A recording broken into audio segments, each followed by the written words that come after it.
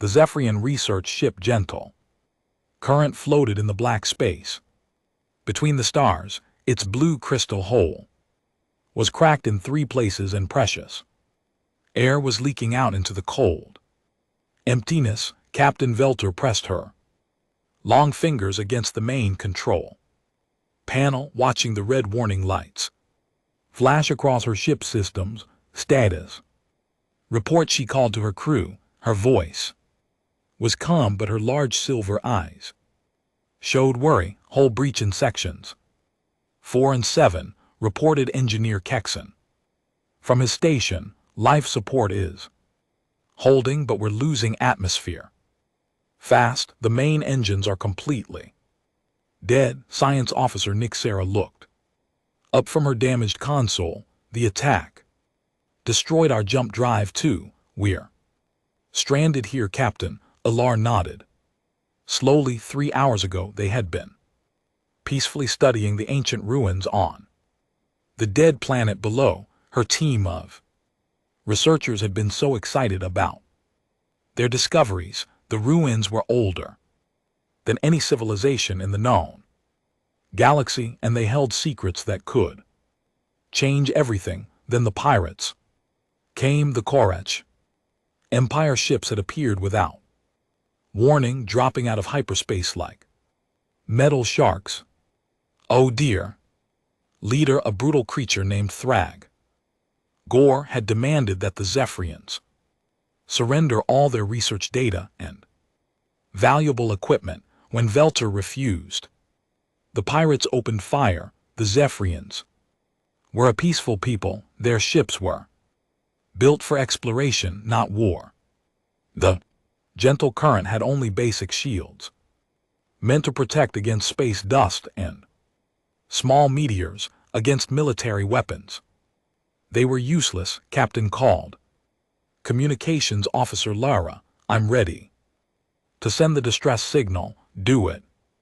Velter ordered. Send it on all galactic council frequencies. The message was simple and standard. It contained their location, their situation, and a request for immediate help from any council member species. The Zephyrians had faith in the system. Galactic Council was made up of over 30 peaceful species who had learned to work together. When one member was in trouble, the others always came to help. The signal went out across space, traveling at light speed toward the nearest council worlds. Help would come. It always did, but the pirates were not gone.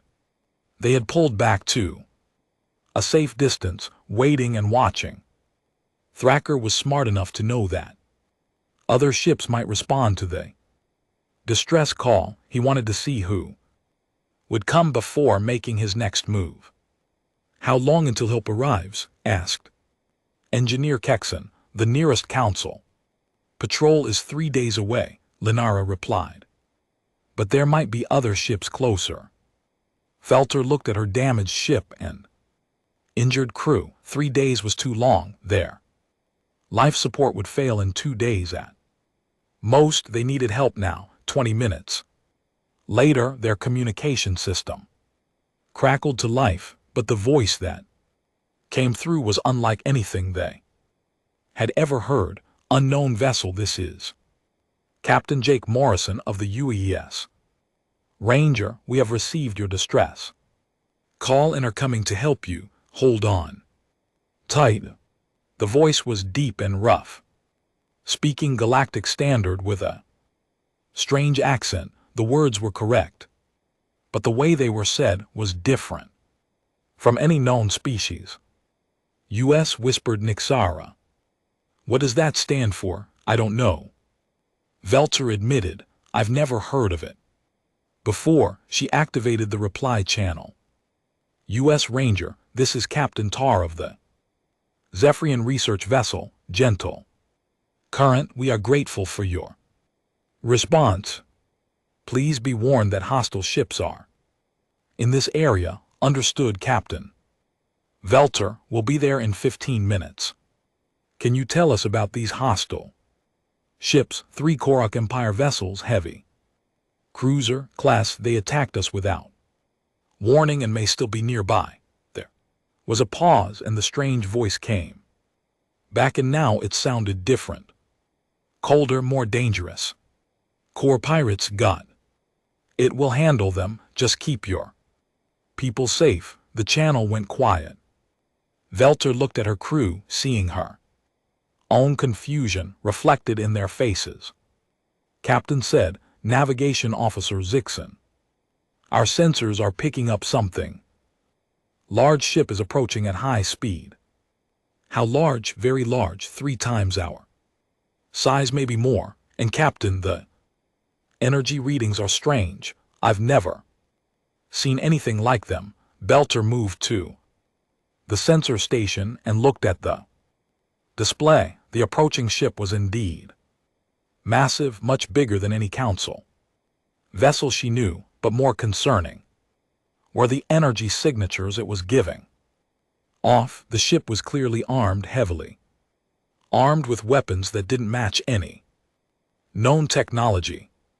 What kind of being builds a ship like that?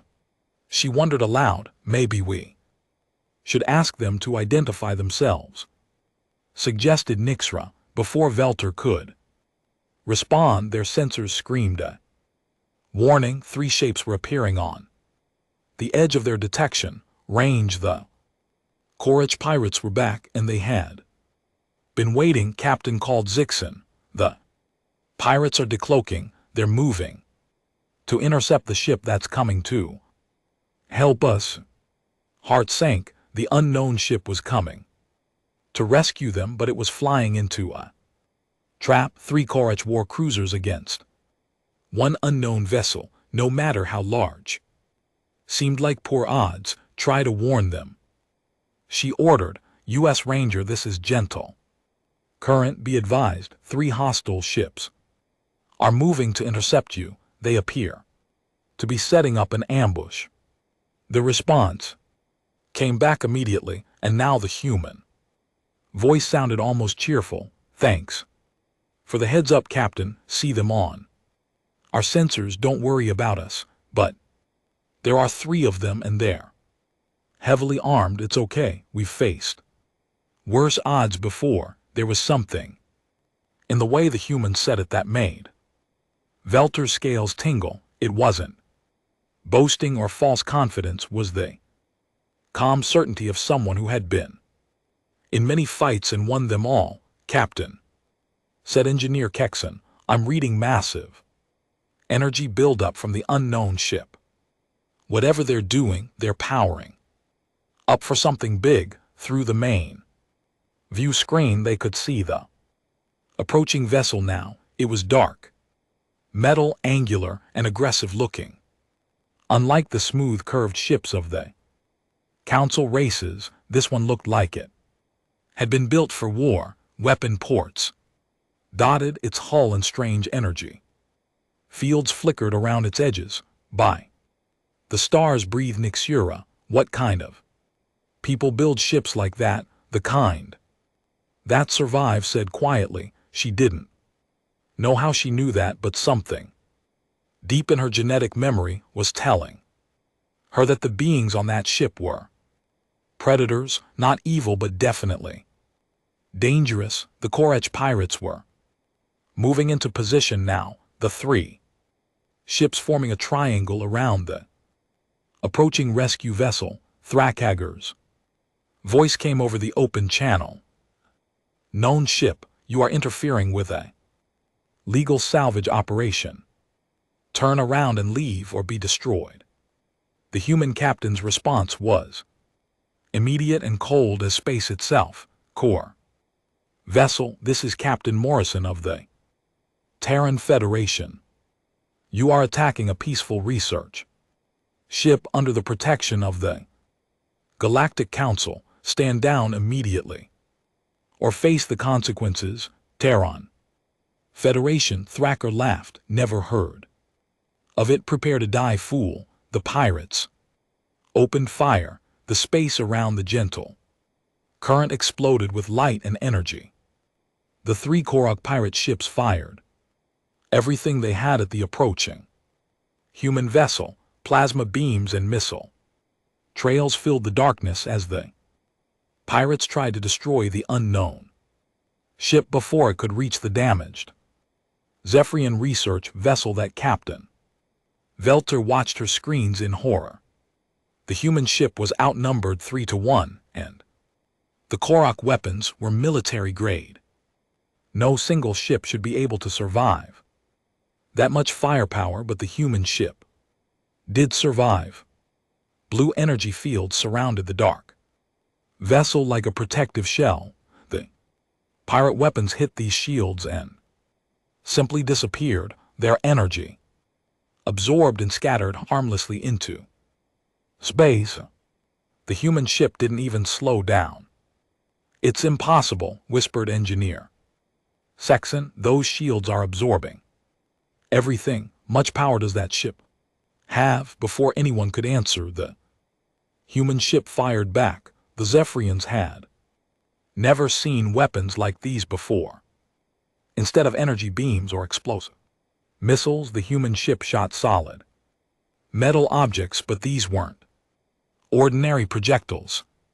They moved so fast that they were just streaks of light, and when they hit the first pirate ship, the results were devastating. The metal slug punched through the Korok's shields like they weren't even there. It tore through the hole, ripped through the ship's interior, and struck the main reactor. The pirate vessel exploded in a ball of white fire that lit up the entire area.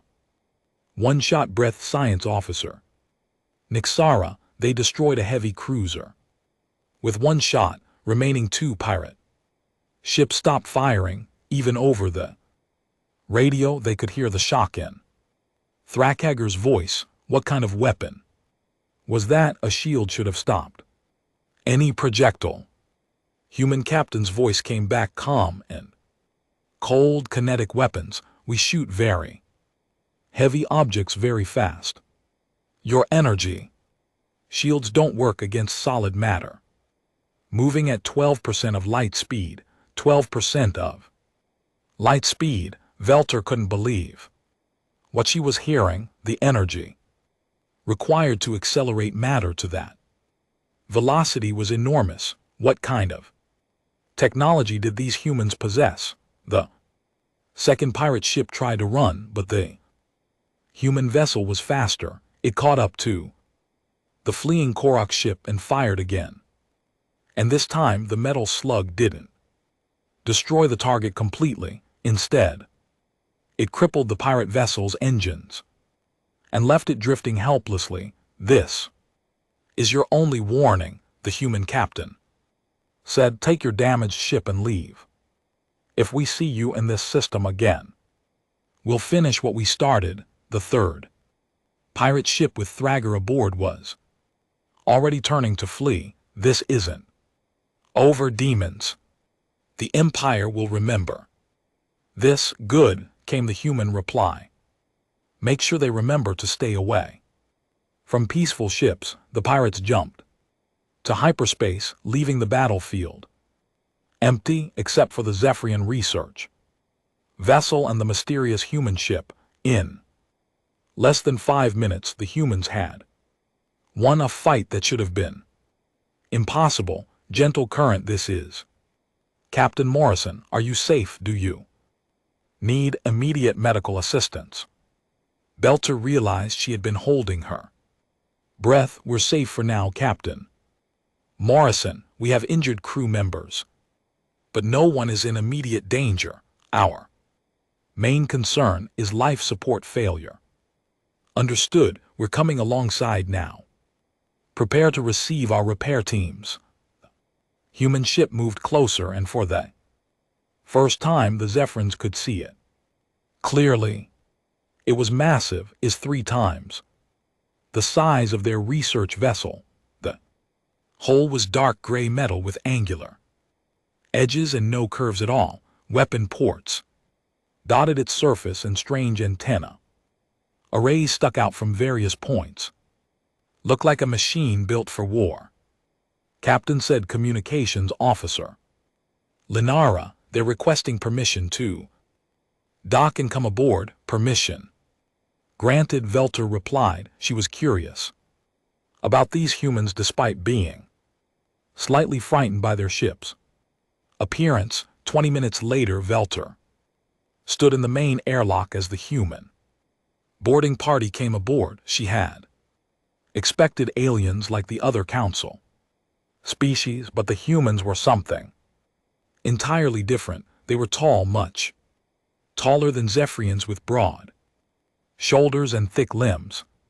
Their skin was a brown color, and they had small eyes that pointed forward instead of to the sides. Everything about them said predator to Velter's instincts. The leader removed his helmet, revealing a face that was weathered and scarred. His hair was gray, and his eyes were a strange blue color that seemed to look right through her. Captain, I'm Jake Morrison. This is my team. Commander Lisa Hayes, Chief Engineer Pete Johnson, and Dr. Susan Carter. Each human was different from the others. Lisa Hayes was smaller than the captain, but carried herself like a warrior. Pete Johnson was heavy-set with strong hands that looked like they could tear metal apart. Dr. Carter was a female with kind eyes, but even she moved with the confident grace of a predator. Welcome aboard the Gentle Current, Velter said. We're very grateful for your help.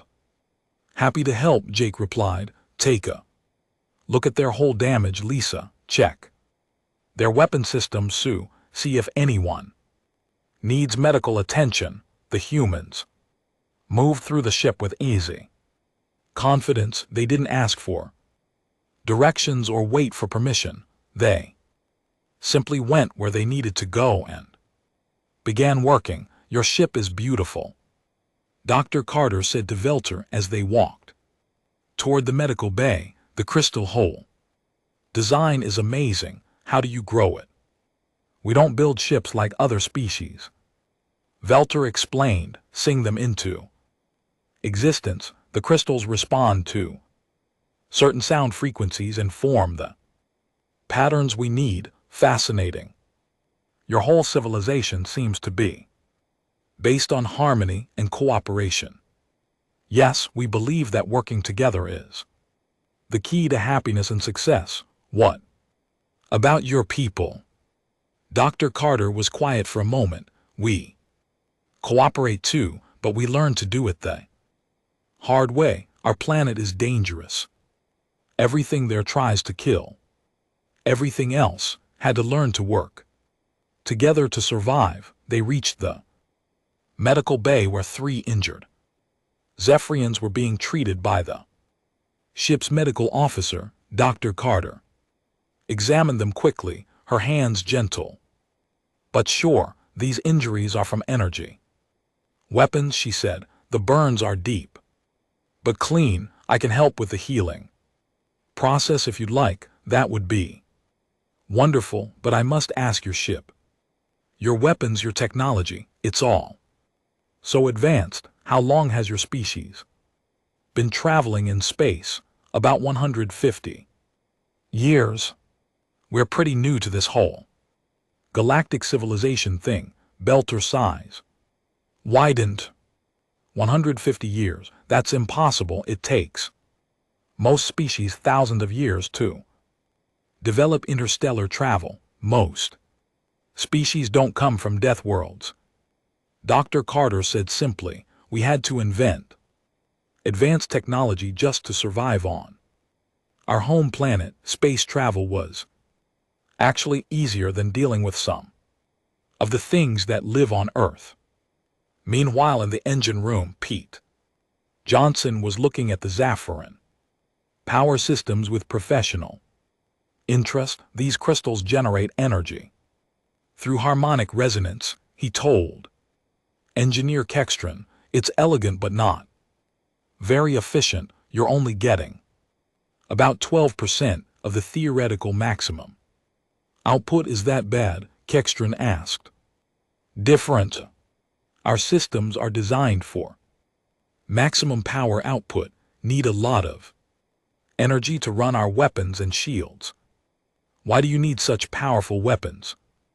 Are your people always at war? Pete laughed. Not always, but we learned a long time ago that the universe is full of things that want to hurt peaceful people, pirates, raiders, hostile aliens. They all think that being peaceful makes you weak, and you disagree. I know it's wrong. Peace is a choice, not a weakness, but to make that choice, you need to be strong enough to defend it.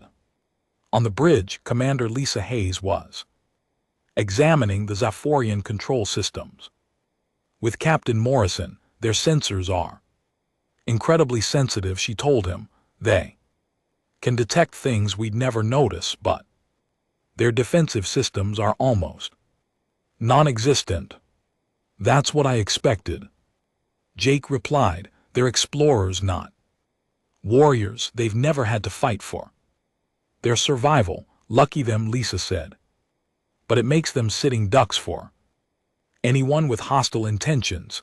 Velter overheard this conversation. You speak of fighting and defense as if they're natural things. Don't your people ever try to solve problems peacefully? All the time, Jake assured her. We prefer talking to fighting, but sometimes you meet people who won't listen to words. When that happens, you need to be ready to use force, like the pirates who attacked us. Exactly like them. They saw a peaceful research ship and thought it would be easy prey. It weren't expecting anyone to fight back.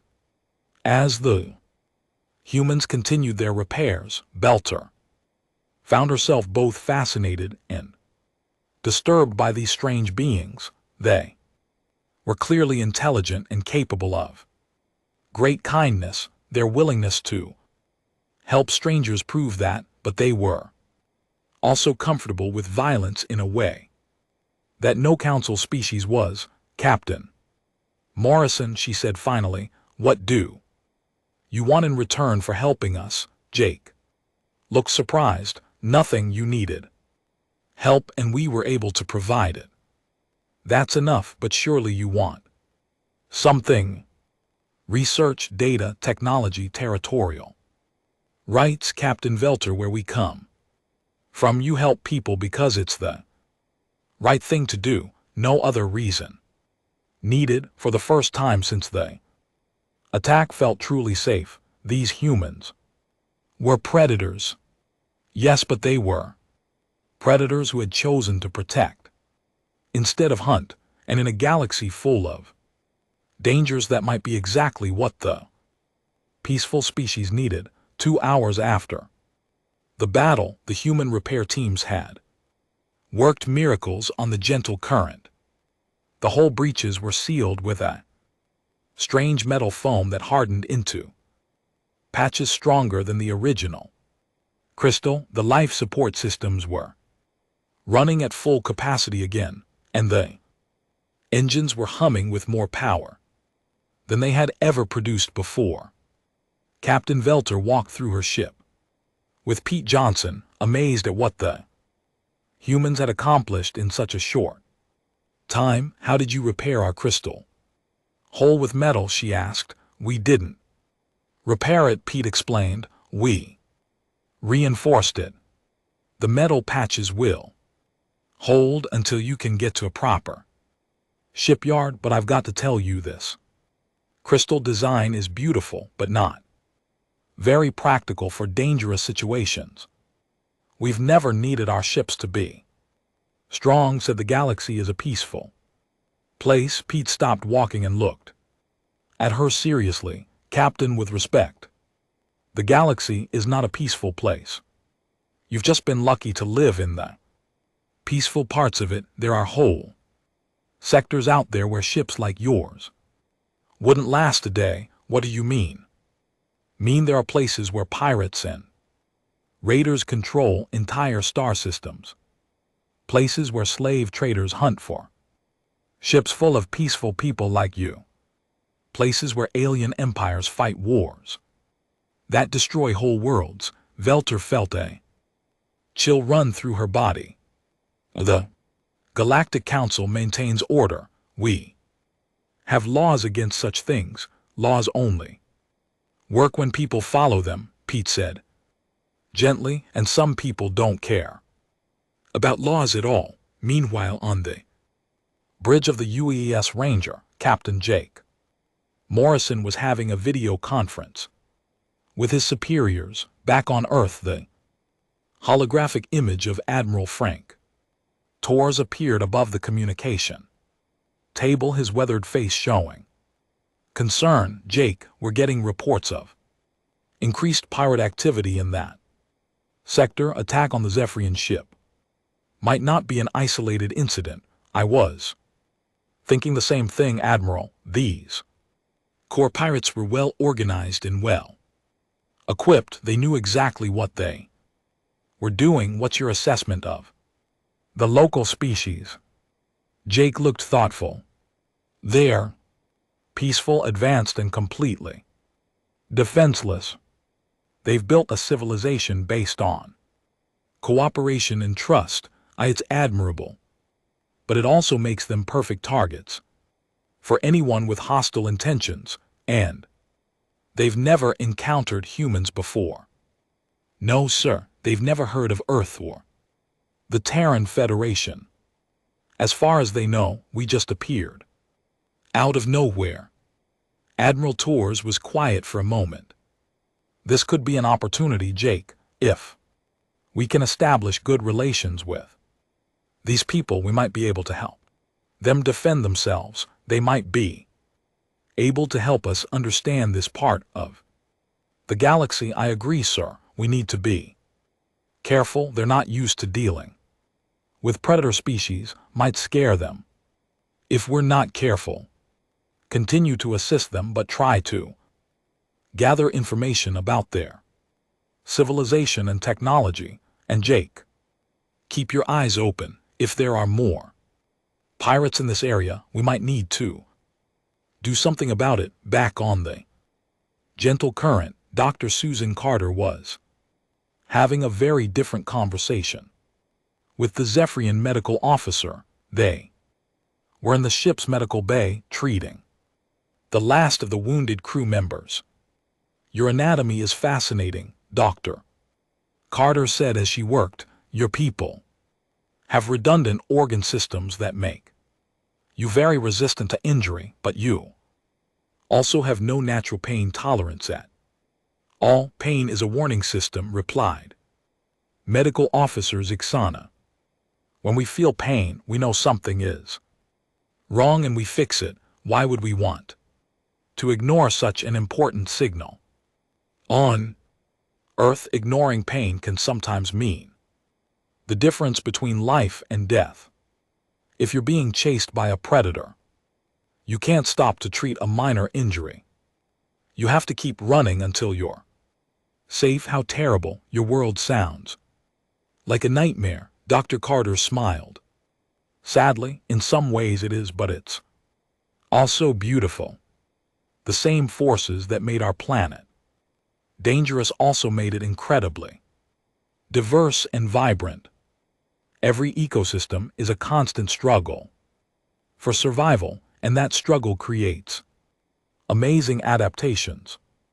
Is that why humans are so comfortable with violence or not comfortable with it? Dr. Carter corrected, or just used to it. There's a difference. We don't enjoy fighting, but we're good at it because we had to be. In the ship's main conference room, Commander Lisa Hayes was meeting with the senior Zephyrian officers. She had been asked to explain human military tactics, and she was finding it difficult to translate concepts that were second nature to her. You have to understand, she told them, human military doctrine is based on the idea that your enemy is trying to kill you. Everything we do is designed around that assumption. But surely most conflicts can be resolved through negotiation, said Science Officer Nixara, many can, Lisa. Agreed, but not all. Some people negotiate in bad faith. They pretend to want peace while secretly planning to attack. Others simply don't care about anything except taking what they want. Like the pirates who attacked us. Captain said quietly, exactly. Those pirates weren't interested in fair trade or mutual benefit. They just wanted to take your research data and leave you to die. The only language they understand is force. Navigation Officer Zixon looked puzzled. But how do you know when someone is negotiating in bad faith? How do you know when to fight and when to talk? Lisa considered this carefully. Experience mostly. You learn to recognize the signs, but the key is to be prepared for both options, always. Hope for peace, but be ready for war. That sounds exhausting, Nixara said. It is, Lisa admitted, but it's also the reason we're alive. As the day went on, the humans continued to help repair the Zephyrian ship, but they also began to understand just how different their two species were. The Zephyrians had evolved in a galaxy where cooperation was the norm and violence was rare. The humans had evolved on a world where cooperation was essential for survival, but so was the ability to fight. Captain Morrison found himself in the ship's observation deck with Captain Velter looking out at the stars. Your people have built something remarkable, he told her. Civilization based on peace and mutual respect. It's what we hope to achieve someday, but you don't think it's possible? I think it's possible, but only if someone is willing to defend it. Peace isn't the absence of conflict, Captain, it's the presence of justice. And sometimes justice requires force. Belter was quiet for a long time. Our philosophers have debated these questions for centuries. They always concluded that violence only creates more violence. Your philosophers were lucky to live in a place where they could afford to think that way, Jake said. In the darker parts of the galaxy, that kind of thinking gets peaceful people killed. Is that why you carry such powerful weapons? To protect people like us. It's part of it, but mostly we carry them because we've learned that the universe is full of things that want to hurt innocent people. Pirates, raiders, hostile empires, dangerous aliens. They all exist and they all need to be stopped. You've appointed yourselves to stop them. Jake smiled grimly. Not appointed. Volunteered. Someone has to do it, and we're good at it. As evening approached, the repairs on the gentle current were nearly complete. The Zephyrian ship was not only functional again, but actually stronger than it had been before the attack. The humans had upgraded several systems and added basic defensive measures. We've installed emergency shields and a simple point defense system, Pete Johnson explained to the Zephyrian crew. It won't stop a determined attack, but it will give you time to call for help, and we've upgraded your communications array. Added Lisa Hayes, you can now broadcast on military frequencies as well as civilian ones. If you're in trouble, we'll hear you. Captain Velter felt a mixture of gratitude and sadness. You've given us so much. How can we repay you? Just keep doing what you're doing, Jake replied. Keep exploring, keep learning, keep showing the galaxy that different species can work together. That's worth more than any payment. As he said it, Jake knew that the Zephyrin's peaceful existence was fragile. The pirates they had fought today were just the beginning. Somewhere out there, more threats were gathering. The galaxy was vast and full of wonders, But it was also full of dangers, and humans were starting to realize that they might be the only ones capable of standing against those dangers. As the U.S. Ranger prepared to leave, Captain Morrison made a decision that would change everything. He opened a channel to the Zephyrian ship. Captain Velter, I'm going to leave a communication beacon in the system. If you ever need help activate it, we'll come running. Thank you, Captain Morrison, but why would you do this for strangers? 'Cause that's what people do for each other. At least that's what they should do. The human ship disappeared into hyperspace, leaving the Zephrins alone with their thoughts and their newly repaired vessel, but they were no longer the same people who had been attacked by pirates. That morning, they had met the humans, and they had learned that the galaxy was both more dangerous and more hopeful than they had ever imagined, and somewhere in the darkness between the stars, the humans were already planning their next move. 3 days after the rescue, the gentle current arrived at Zephyria Prime, the home world of Captain Velter's people. The news of their encounter with the humans had traveled fast, and the entire Galactic Council was buzzing with excitement and concerned. The Zephyrian High Council called an emergency meeting.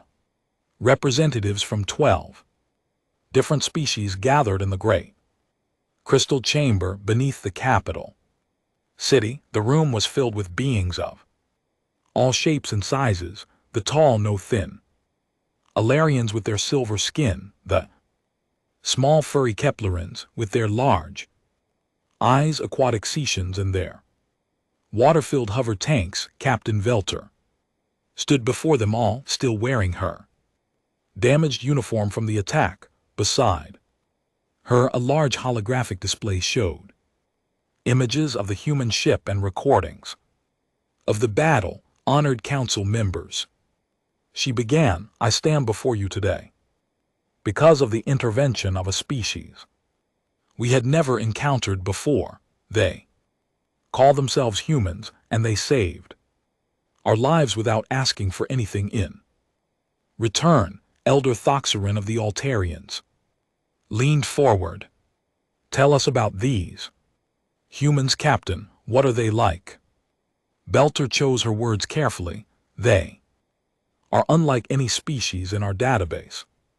They are bipedal, similar to us in basic body shape, but larger and much stronger. Their eyes face forward like predators, and they move with the confidence of beings who have never been prey. Predators. The words sent a ripple of unease through the chamber. Most council species had evolved from prey animals or peaceful omnivores. The idea of a predator species achieving intelligence was disturbing to many of them. Yes, but not in the way you might think. Belter continued. They are protective predators. They use their hunting instincts to defend the innocent, not to attack them. She activated the holographic display, showing the battle between the human ship and the Korech pirates. The council members watched in stunned silence as the U.S. Ranger destroyed one pirate ship and crippled another in a matter of minutes. By the stars, whispered Counselor Nexa of the Caprians. What kind of weapons are those? They call them kinetic weapons, Velter explained. They fire solid metal objects at incredible speeds. The humans told me these projectiles travel at 12% of light speed. The council erupted in shocked whisper. Such velocities required enormous amounts of energy and extremely advanced technology. How long have they been spacefaring? Asked Elder Thoxerin. Less than 200 years. The chamber fell silent. 200 years was nothing in galactic terms. Most species took thousands of years to develop, interstellar travel, and even longer to create such advanced weapons. There must be some mistake, said Counselor Zalith of the Cetian, his voice bubbling through his water tank speakers. No species develops that quickly unless they are driven by constant warfare. That's exactly what happened, Belter said quietly. Their home world is what they call a death world. Everything on their planet is dangerous. They had to develop advanced technology just to survive. She activated another display, showing some of the information the humans had shared about Earth, pictures of massive storms, deadly predators, and hostile environments filled the holographic space. Their planet has gravity twice as strong as most of our worlds, she continued. Their weather includes violent storms that can destroy entire cities. They share their world with predators that hunt in organized packs, poisonous creatures that can kill with a single bite, and diseases that can wipe out entire populations. The council members stared at the images in horror. Such a world seemed like a nightmare to beings who had evolved on peaceful garden worlds. How did they survive such conditions? Asked Elder Thoxin. By becoming stronger, smarter, and more cooperative than anything else on their planet. They learned to work together because they had to. Individual humans are tough, but groups of humans are nearly unstoppable. Counselor Nixara looked troubled. But surely such a violent background makes them dangerous to peaceful species like ourselves. I thought so too at first, admitted, but I was wrong. Yes, they are comfortable with violence in ways that we are not. But they only use that violence to protect others. When they saved us, they could have demanded anything in return. Our research, our technology, even our lives. Instead, they asked for nothing except the knowledge that we were safe. She paused, remembering her conversations with the human crew. Their doctor treated our wounded with the same care she would show her own people. Their engineer repaired our ship and made it stronger than before. Their captain shared information about dangers in this sector and left us a way to call for help if we needed it. What do they want from us? Asked Counselor Zith. Nothing, Belter said simply. They helped us because they believed it was the right thing to do, but I think there's something we need to understand about them. They see the galaxy very differently than we do. She activated a recording of her conversation with Captain Morrison. His weathered face appeared in the hologram, and his rough voice filled the chamber. Peace isn't the absence of conflict, Captain. It's the presence of justice. Sometimes justice requires force. The council members listened as the human captain explained his philosophy. Many of them shifted uncomfortably at his casual discussion of warfare and violence. They believe that our peaceful civilization exists only because we've been lucky, Velter continued. They think that there are forces in the galaxy that would destroy everything we've built, and that someone needs to be strong enough to stop them. Surely they exaggerate, said Elder Thoxerin. The galaxy has been at peace for over 1,000 years, has it? Aylor challenged. Or have we simply been ignoring the parts of the galaxy where peace doesn't exist? The humans spoke of entire sectors controlled by pirates and raiders, of slave traders and hostile empires. They said there are places where ships like ours wouldn't last a day. The chamber was quiet as the council members considered this. They had all heard rumors of trouble in the outer rim territories, but such places seemed so far away from their civilized worlds. Even if this is true, said Counselor Nexa, what does it have to do with us?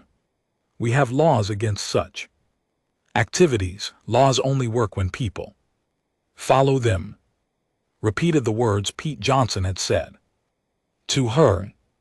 The pirates who attacked us didn't care about our laws. They only understood force. Over the next several hours, Velter told the council everything she had learned about the humans. She described their advanced technology, their military organization, and their strange philosophy that combined protective instincts with deadly efficiency. Offered to leave communication beacons in our territory. She concluded, if any of our ships are threatened, we can call for help, and they will come. At what cost? Asked Counselor Zalith suspiciously. No cost. They want nothing in return except the knowledge that innocent people are safe. Elder Thoxerin stood slowly. This is all very troubling. Species of predators with advanced weapons offering to protect us. How do we know they won't eventually turn those weapons against us? Because they had the chance to do exactly that, Velter replied. My ship was helpless. My crew was injured. They could have taken anything they wanted. Instead, they repaired our damage, healed our wounded, and left us stronger than before. So the debate continued. For hours, some council members were intrigued by the possibility of having powerful protectors. Others were frightened by the idea of allying with a predator species. Still, others questioned whether the humans were telling the truth about the dangers in the galaxy. Finally, Elder Thoxerin called for order. We need more information before we can make any decisions.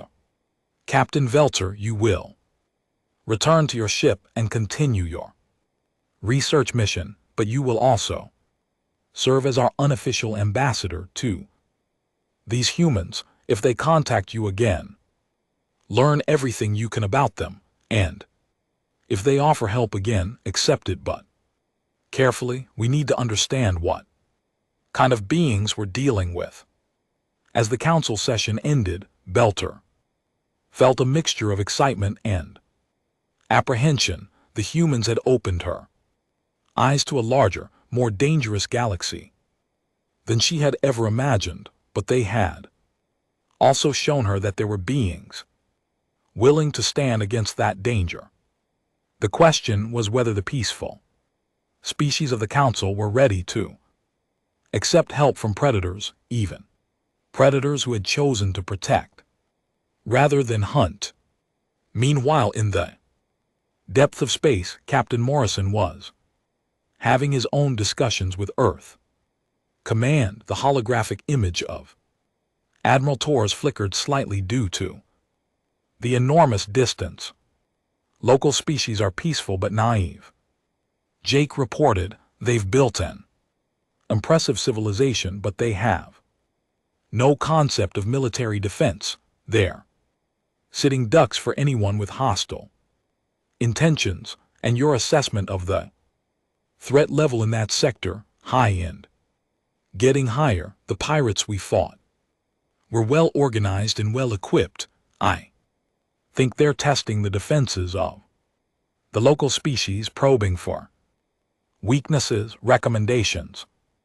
Jake was quiet for a moment. We need to establish a permanent presence in this area. These people need protection, and we're the only ones capable of providing it. But we have to be careful. They're not used to dealing with military forces. Understood.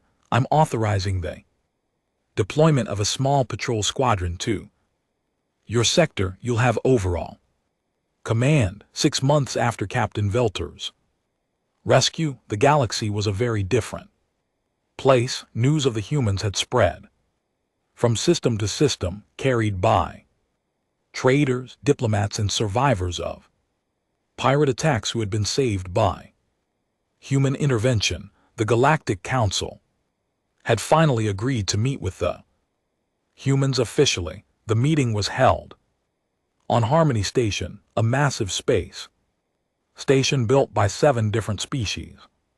Working together, it was meant to be a symbol of peaceful cooperation, but today it felt more like a fortress, surrounded by uncertainty. Ambassador Helen Wright stood in the main conference chamber. It's looking out at the dozens of alien representatives who had come to meet with humanity. She had been chosen for this mission because of her skill with languages and her calm personality.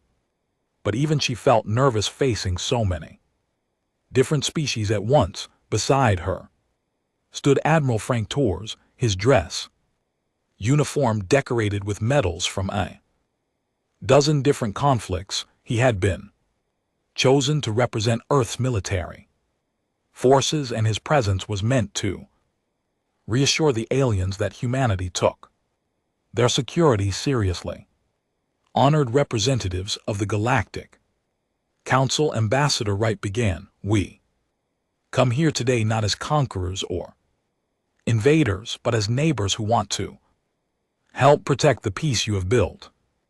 Elder Thoxerin of the Altarians spoke first. Ambassador Wright, we have heard many stories about your people in recent months.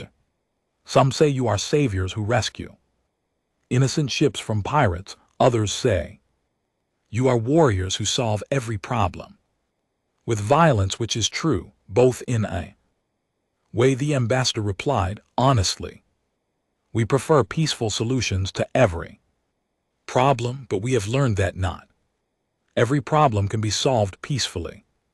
When someone attacks innocent people, sometimes the only answer is to stop them by force. Counselor Zalith of the Sishian bubbled nervously in his water tank. But how do we know you won't turn those same weapons against us someday? Your military power far exceeds anything we possess. Admiral Torres stepped forward because we've had opportunities to do exactly that, and we haven't. In the past 6 months, our ships have encountered 17 different council species. We could have demanded tribute, claimed territory, or forced you to serve us. Instead, we've helped repaired damaged ships, escorted merchant vessels through dangerous areas, and driven off pirates and raiders. And what do you want in return? Asked Representative Kixella of the Vegan Confederacy Partnership. Ambassador Wright said, simply, we want to learn from you, and we want you to learn from us. Your technology is amazing in ways ours isn't. Your sensors, your energy systems, your medical knowledge, they could help us become better at protecting people, and our military technology and experience could help keep your civilization safe. Captain Velter, who had been invited to attend as an observer, stood up. If I may speak, honored council members, 6 months ago, my ship was attacked by pirates. Without human intervention, my entire crew would have died. Since then, human ships have prevented 14 more attacks in Zephyrian space alone. They ask for nothing except the knowledge that innocent people are safe. But at what cost? Demanded Counselor Nexa of the Keplerians. Already we hear reports of council species requesting human protection. Some are even asking humans to establish permanent bases in their systems. Are we trading our independence for security? Admiral Torres shook his head. We don't want to control anybody. We want to teach you to defend yourselves. Right now, most of your species have no military capabilities at all. It makes You perfect targets for anyone with hostile intentions. He activated a holographic display showing the outer rim territories, red dots marked areas where pirate activity had been reported. And there were far more red dots than anyone in the council had realized. This is what the galaxy really looks like, he continued. Your peaceful core worlds are surrounded by chaos.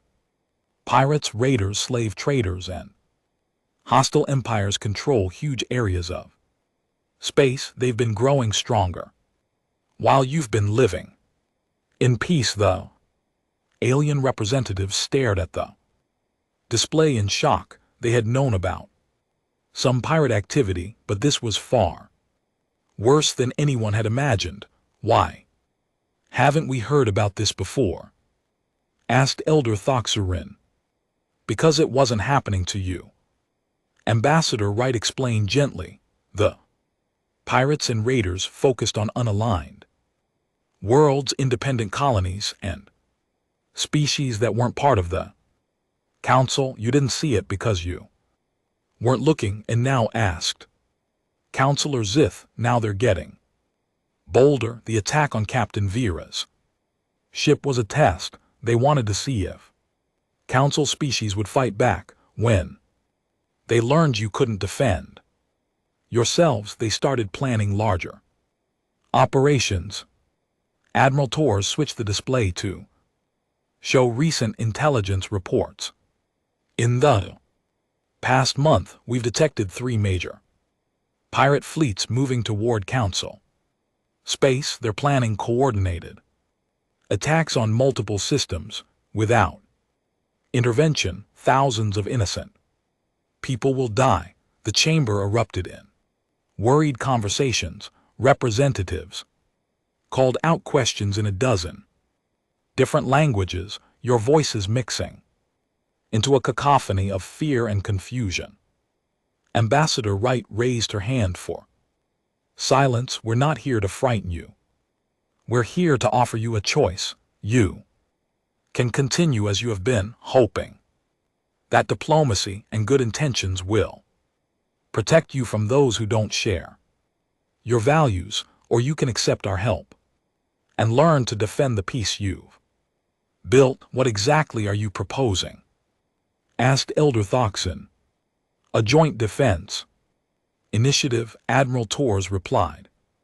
We'll provide military advisors to help you develop defense capabilities. We'll patrol the most dangerous areas of space. We'll teach your people how to protect themselves in exchange for what?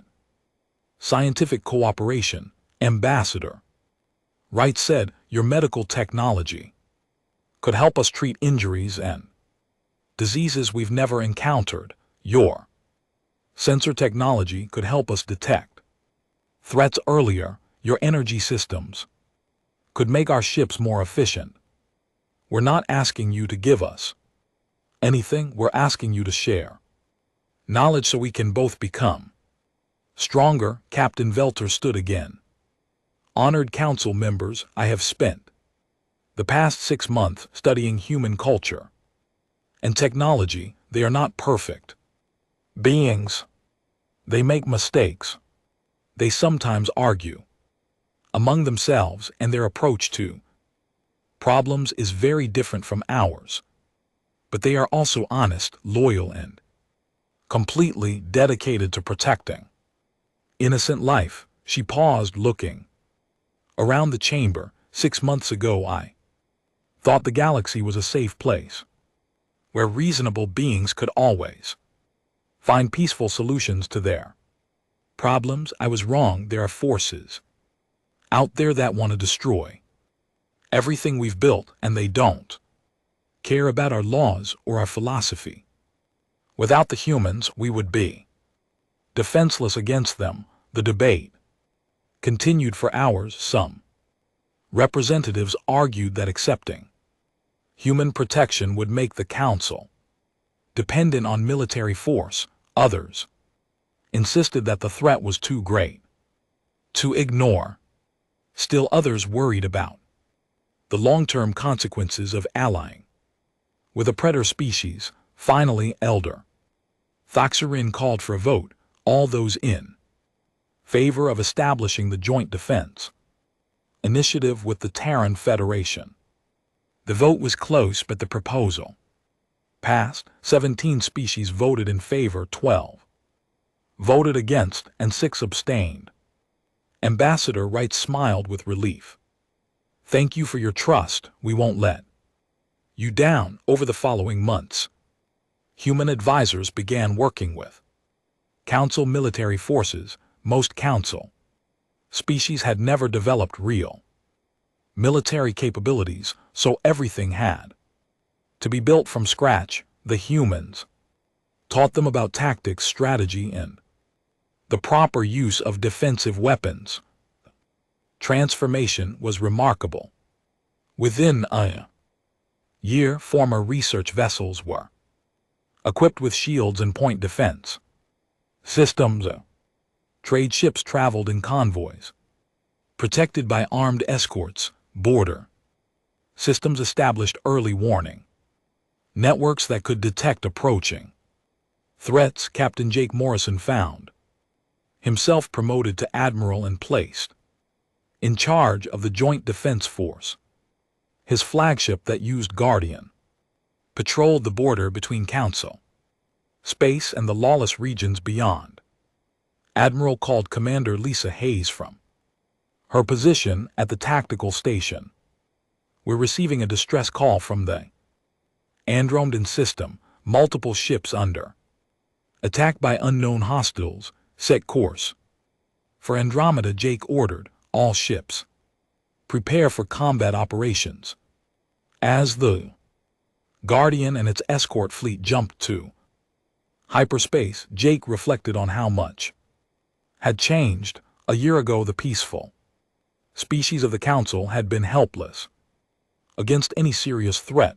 Now they had the beginnings of a real defense force, trained by humans but commanded by their own people. The distress call they were answering came from a mixed convoy of 5 different species. The ships were under attack by raiders from the Nexus Empire, a hostile alien government that had been expanding aggressively into Council territory. When the human fleet arrived, the battle was already underway. Council ships were fighting back with their new weapons and tactics, but they were still outnumbered and outgunned. This is Admiral Morrison of the Joint Defense Force. Jake broadcast to both sides. Nexus ships, you are attacking peaceful vessels in Council space. Withdraw immediately or face the consequences. The Nexus commander's response was predictable. Unknown ships. This is no concern of yours. Withdraw or be destroyed. Negative, you're here under the authority of the Galactic Council. Last warning.